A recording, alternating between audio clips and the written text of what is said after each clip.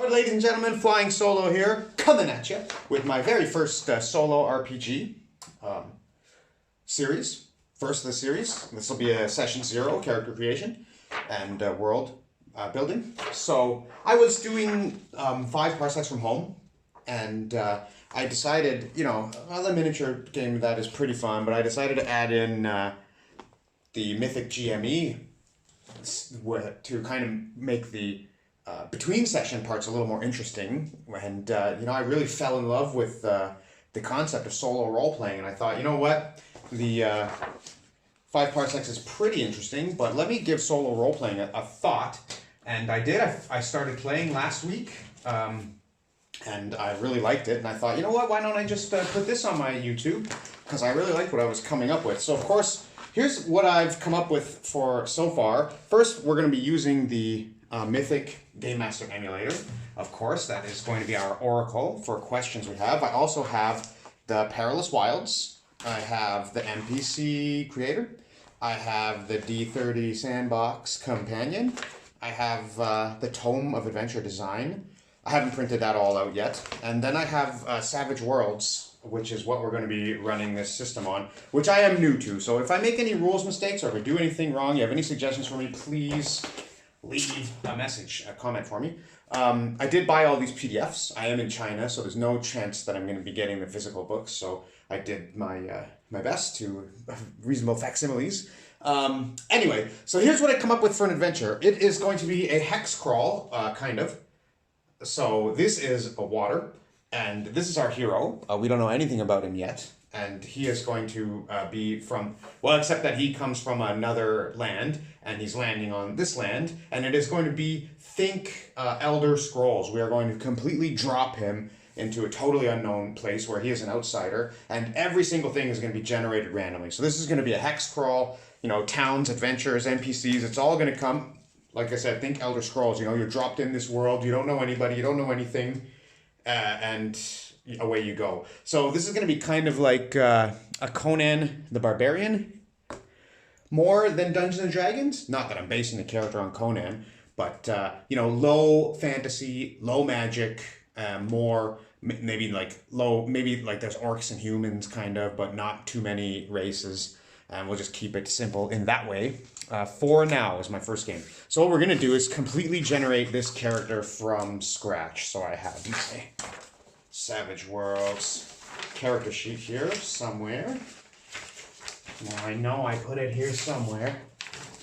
And we are going to, yeah, there it is. So we are going to completely start this from scratch. And we are going to, the first book we're going to make use of is my copy. Yes, I can get Dungeons & Dragons books here. So this is my copy of Xanathar's Guide to Everything. And we are going to completely randomize our character's background, name. There are no classes in Savage Worlds, so we're kind of just going to be like a mercenary, barbarian type of character. Predominantly a warrior, I guess. So let's see. Let's make some rolls here. So let's do them here. In his country, where he is from, his childhood home, 10, he lived on the streets. Okay, so he's from the streets, he's very poor, he has childhood memories. Oh, that is a 3d6 plus charisma mods, so let's just do a 3d6 straight up and see what happens. So he's a street rat, he was poor, 6, 10, 13, and but he had several friends, and his childhood was generally happy. He is going to be let's pick sailor, soldier? Kind of seems, let's randomize a couple of these. So he could be a sailor, soldier, a barbarian, a fighter. There's 5.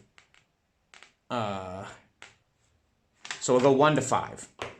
5. So a fighter. He became a fighter because horrible monsters descended on his community, killing someone that he loved. He took up arms to destroy the creatures and others of a similar nature. So let's say that is why he had decided to travel from his continent to another. His continent, we'll say it was kind of a smaller, more like a peninsula, an island, kind of. Maybe bigger than that, but anyway, monsters invaded. Someone that he loved died. He was sick and tired of dealing with those monsters constantly. So he just decided to leave. Maybe he was part of a...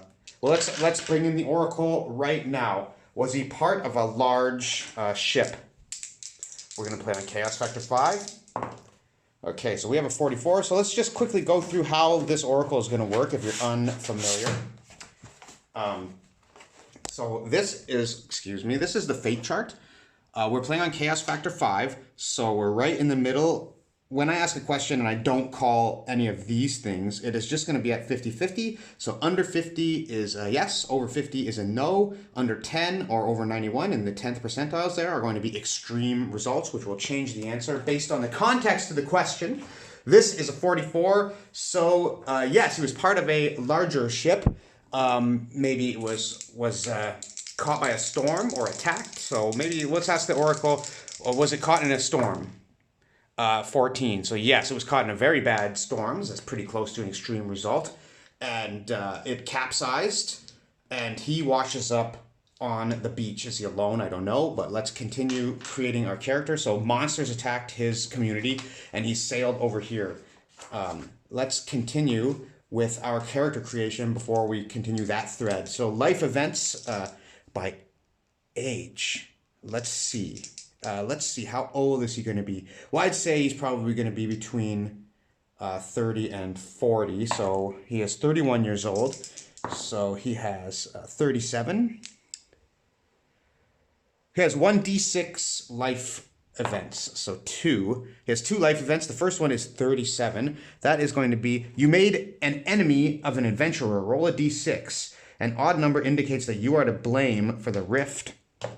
A 4, so even. I'm not to blame. Use the supplemental tables to work with your DM to determine this hostile character's identity and the danger this enemy poses to you. Okay, so somebody from where we come from, we were on an adventure together, and something happened. There was some kind of fallout between our character and this other adventurer, and he blames me, whatever happened. He blames me and he hates me. So we are going to, on the character list, on our adventures list, and I'll explain this when we get around to it, I'm going to write a question mark here. And this is going to be our unknown adventurer. Perhaps this will never come up again, and perhaps we will meet him in the future. Second life event is a 97. That's got to be something good. You encountered something magical. Roll on the Arcane Matters table. So we have in our possession some kind of magical item. So I don't know where that table is. Arcane Matters. So there, it's a D10. So a 2. You were injured by the effect of a spell. Was it from that adventurer that betrayed us? I'd say that's likely. So that is going to be... so we check this. Likely under 65 is a yes. 91. So it wasn't the adventurer that scarred us with this spell blast, but somebody else. Something else happened. So magic on this world does exist. Okay, let's continue. Secondary table, adventures. So we know we have a history of adventures. So let's see what has happened on those. A 56. I lost something of sentimental value on the adventure. All right, so we know that one of our close friends or loved ones died due to a monster attack, and also, so some kind of memento from them. Were they related to us? 50-50? Yes. A brother? 50 exactly, so yes. So our brother who gave us, would it be a weapon? No. Okay, so he gave us something that's not a weapon, so extreme, no. So instead I'm going to go, because this is an extreme, oh, sorry, that's a 39, not a 93. So yes, it was a weapon, his sword, and we lost it. So we're going to say that when we were on the ship, in the capsized, when the ship was destroyed, we lost our brother's sword. So we are probably unarmed, but there we go. So our brother died in a horrible monstrous attack, and he gave us his sword right after he was mortally wounded, and we were carrying it with us, but when our boat capsized, it's gone, perhaps leaving us unarmed. Okay. Our race is going to be human. So mostly we're gonna have humans in here. So our occupation, our alignment, I'm not going to roll for alignment. So there are no alignments in this game. Plus I want to kind of be neutral, decide where we're going to go based on the story. So that's all we're going to come up with for right now, except for our name. Let's give him an interesting name. What do we got? Oh, I like these orc names. They're kind of Hyperborean. Let's see what happens here. A 28. Hagren. His name is Hagren. So, first character sheet entry here, Hagren, the human. Okay, and let's now turn to our, well, let's name the worlds. Well, I suppose we can do that later. Let's turn to our, let's turn to continents. There's 2 continents I have to name. Let's turn to our Savage Rules rule book. No, not the rule book. Hold on. I must grab the character creator. Oh, I know how to do it anyway. I think. If I make a mistake, you can tell me. Well, I'm going to need it anyway for the freaking gear, so hold on. Lottie characters. Here we go. Okay. Okay, so we get, well, I'm just going to turn to this character creation sheet. Savage World, character creation summary. There it is. We'll just plop that down here as we write over here. So, there we go. It's character creation summary, if you can make any of that out. So, first, the general idea of what you want to play. There we have. Race. We're human, so we get an extra edge ability. Hindrances. 4 points of hindrances. Now, we're not going to randomize these. We kind of know a little bit more about this guy, so let's see what we could come up with. Because we want to take these hindrances, so it makes our character a little more interesting. And, okay, so I want to give myself the enemy hindrance because we know we have a guy that we don't like. He's from our continent. How would he end up here? I don't know. Why would he end up here? I don't know. Perhaps he's chasing me. But let's give him a minor enemy. So there's a bigger chance of that story paying off. I don't know anything about him yet. We will figure out about that particular character if and when he ever shows up. Driven. Hero's actions are driven by some sort of goal or belief. No. I don't know. Greedy? No, I don't think so. Heroic? No, I don't want to be heroic. Impulsive? Yes. Major. Impulsive. That sounds good. So this character always looks before he leaps. The first thought that would come to his mind, you know, is to jump into action and take everything head on. I think that will make for a pretty interesting, if short-lived character. Maybe I should give him some luck. Death Wish. He wants to die. No. Big Mouth. Bad Luck. Maybe I should give him luck. I mean, that seems like a really good one for... Well, that's not a hindrance. Slow. No. Stubborn. Yes. No, maybe suspicious. That could be. I'm thinking ugly. That could be funny. Let's go with stubborn. He's stubborn. So if he's gonna, because he's also impulsive and he's stubborn. So if he has an idea, he's gonna see that idea through to the end, whether he's right or wrong. That's just the kind of man he is. All right, let's continue on with our character creation here now. Let's go with our attributes. So we start with a D4 and all of our attributes: agility, smart, spirit, strength, and vigor. Vigor being health and toughness. So we want to be very tough and hard to kill because we're playing alone. I mean, there's a possibility that we will end up with allies and friends and adventurers, but I'm going to put a D8 in vigor because he's going to be a big, tough, and burly. So that's going to cost me 2 of my 5 dice. Strength, of course, so I think we should go with that. Boy. I'm thinking D8. Well, agility is fighting, right? Well, smarts will keep it at D4. I mean, that seems... Spirit. That is going to help us with our... If I'm remembering right, that's going to help us overcome shaken. If we get shaken or wounded, help us soak wounds, I think. That's going to be pretty important. Let's put that at a D6. And let's put agility at a D6. So we'll just put these three at D6. So that's 1, 2, 3, 4, 5. And maybe I will use... So I can spend 2 of these hindrance points to get another attribute up at the cost of an edge. I think maybe I'll do that because humans get an extra edge anyway. So I'm going to get 3 edges.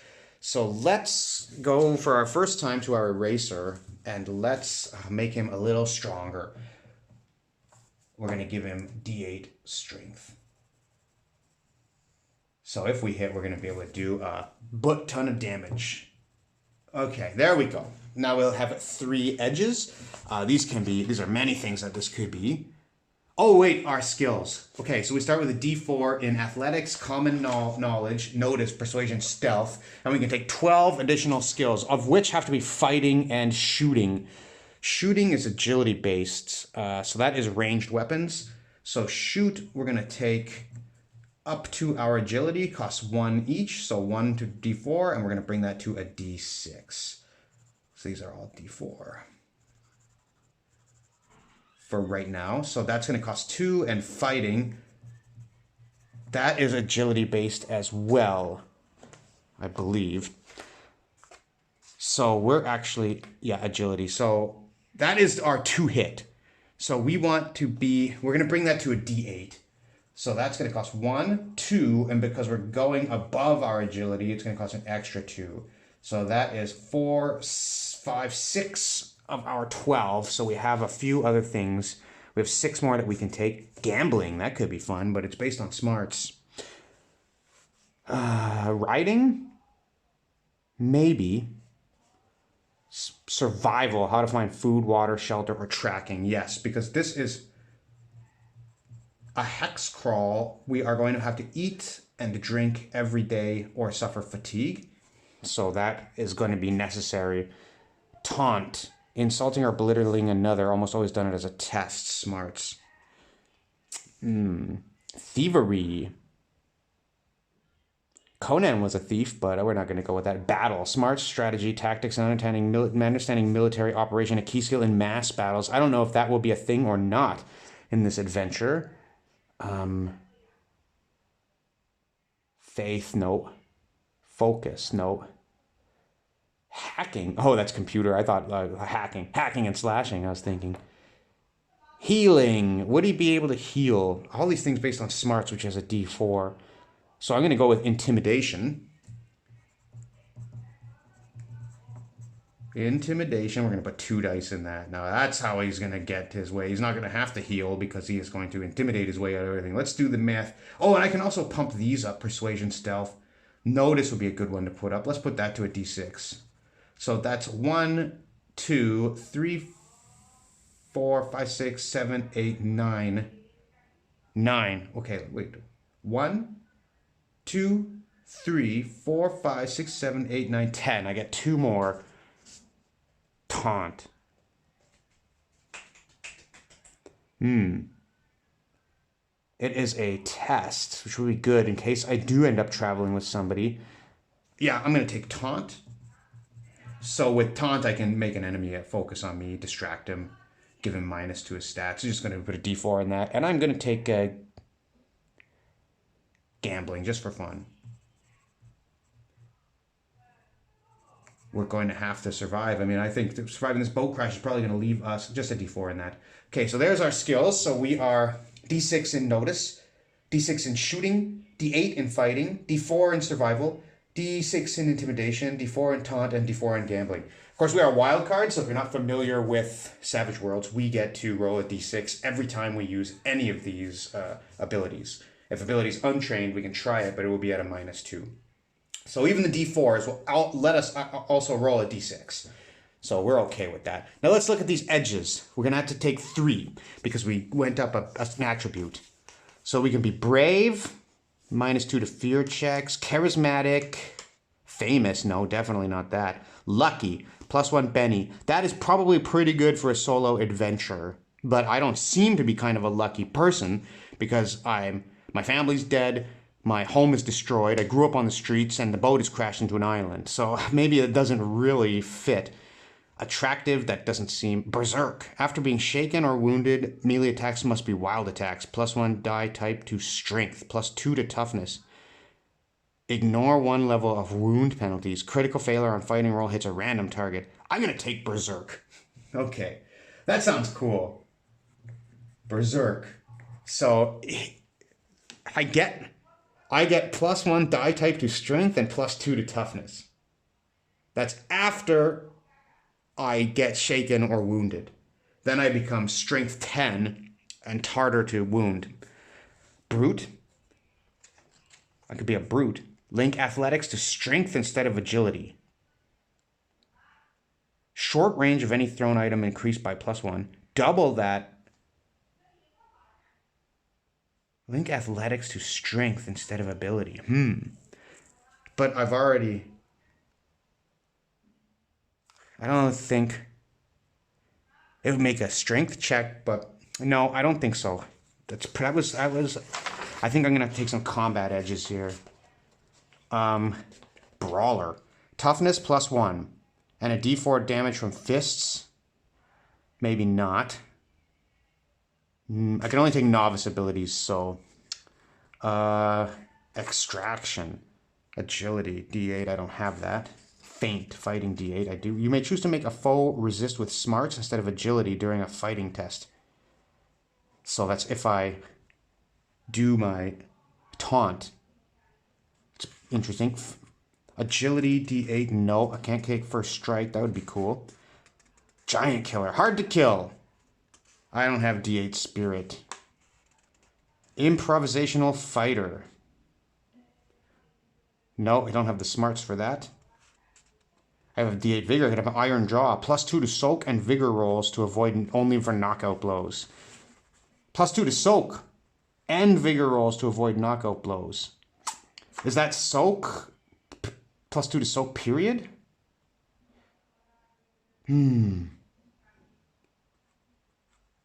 Marksman, martial artist, martial warrior. Mighty blow. Nerves of steel. Ignore 1 level of wound penalty. So if I get wounded, I won't have the... Trademark weapon. I don't think so. I'm going to take nerves of steel. So if I get wounded, you typically get a -1 to all your trait rolls. Wound. +1. Strength. +2 tough. Just so I can remember. But I will, with nerves of steel, I can ignore that. Steady hand. Sweep. Strength D8. Fighting D8. I have that. Fighting roll at -2 to hit all targets in a weapon's reach. No more than once per turn. Fighting roll at -2 to hit all targets. But if I take a multi-attack... Oh, I guess I can hit more than 2 people. I don't think I'm going to... Well, I don't think that's a good... I don't know how often that would come up. You know what? We're going to take luck. After all. To get an extra Benny. Which we can spend for rerolls and other things. We're going to take luck because... my luck is going to turn around now. That's what he truly believes. That's what he truly believes. Okay, that is our character creation. We have an adventure thread. We are, well, our gear is none. We're going to put none because we're capsized. So we're going to just do a little bit of an introduction here. So I have some 3D printed terrain. I'm going to lay out when we have something to do, and then I have these board game modular things. So this is us washed up on the beach just for decoration, you know. So let's see. Do I see any?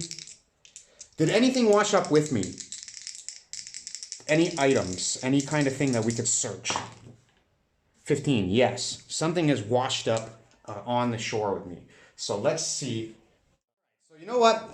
We're going to look around. We're going to look at the crates. I don't have a loot table. I have to get one for next time. So I'm just going to ask the Oracle some questions here. I'm going to ask about my brother's sword. So it said that I lost it. So he washes up on shore. Okay, he wakes up. Who knows how long he's out for. He looks around. He sees that there's some scattered debris and boxes from the ship. And there's not much left of the ship. So he's, and he shakes his head off, and he stands up, and he's covered in sand from the beach, so he kind of he dusts himself off, sand off, and he looks around. He sees some boxes that have been left from the ship, and he's frantically looking around. He checks his sword belt, and the sword is gone, so he's frantically looking around. Does he see anybody else from the ship? I'm going to say that is that's very unlikely that anybody else would have survived this. So there's our table. So very unlikely. That is going to be 25% chance, and it's not impossible. 33. So no, he doesn't see anybody else. So he goes over to the shipwreck, the boxes, and he's looking around at anything that might have washed up on the beach. Can he find his brother's sword? I'm going to say that's also very unlikely that he would find it. Not impossible. It could be there. 86. No, he doesn't. The sword is gone. It's lost. Oh. And so he calls out his brother's name. Hurston, I'm sorry. Oh, and he's got massive headaches. So then he's just walking around. And then he kind of shakes himself loose for a second. He turns around and he looks. He doesn't know where he is. He doesn't know where he's washed up. I mean, he knows he's coming to this continent. And he's here. And he looks around. He wants to see if there's anything moving on this beach. Yes, there is. There's something on this beach. So what would that? Would that be some kind of just because something's moving? It could be anything. It could be crabs. So let's ask: is it something dangerous? 50-50. No, it's not dangerous. So let's just say it is crabs, and maybe there's a bird or two washed up on the beach. It's the middle of the day, nice day out, and well, you know what? How can we say it's a nice day when we have the Weird and Wild Weather Crafter right here? Let's take a look. I'm gonna have to get used to doing this stuff. So 2d6. We are going to roll 5. Let's determine the. Okay, we're gonna roll a d4 first. We have a 5 on deck. Where's my d4? Where's my d4? Someone took my d4. There it is. Okay. That is a 2. So it is summer, and a 5. So it is very hot. So he's wiping the sweat off his brow. Is he wearing his leather armor? I'm going to say that is. So he's pictured in leather armor. So I'm going to assume that that's what he wears. But I'm going to say that that's very unlikely because he probably would have dropped it to swim to shore unless he crashed near shore. So very unlikely that he's wearing leather armor. 27. No, he's not. But it was close. Okay. So he's got no shirt, pants, and no weapons. Does our boy Hegren. Hurston, that was his brother's name. Oh, our pace and our parry and our toughness. Our pace is 6. Our parry is, oh gosh, now we got a double. You know what? We'll worry about that later. Too many things going through my mind at one time. What the heck? Let's focus on the story. So he looks around the crates. Does he find, the first thing he thinks about it is some kind of weapon. Does he find any weapon at all? I'm going to say 50-50. He doesn't. He does, 45. Is this like a real weapon or an improvised weapon? I'm going to say 50-50. I mean, there probably would be a lot of weapons on that ship. So let's just see. Is this a proper weapon? A 2. It is. So it is not just a proper weapon, but a really nice weapon. So we're going to say dun dun dun dun dun dun dun dun. He picks up this sword, he holds it, and he says to himself, Hurston, well, this sword not as beautiful as yours, but it will do. And he slides it in his sword belt. Now, is there anything else that he could... is there anything else in these boxes that he could use? There is. So he smashes one of the crates open. Have any rations survived? No. So he looks at the food. It's soaking wet. It's completely useless. Are there any gold pieces? But there is a supply, a bunch of gold. He finds a small pouch of gold gems. So let's roll a d12. Okay, he has 2. Okay, not a small pouch. He finds a couple of gold pieces. And let's just say he has like some basic stuff. A bag. He finds a bag. He finds a torch.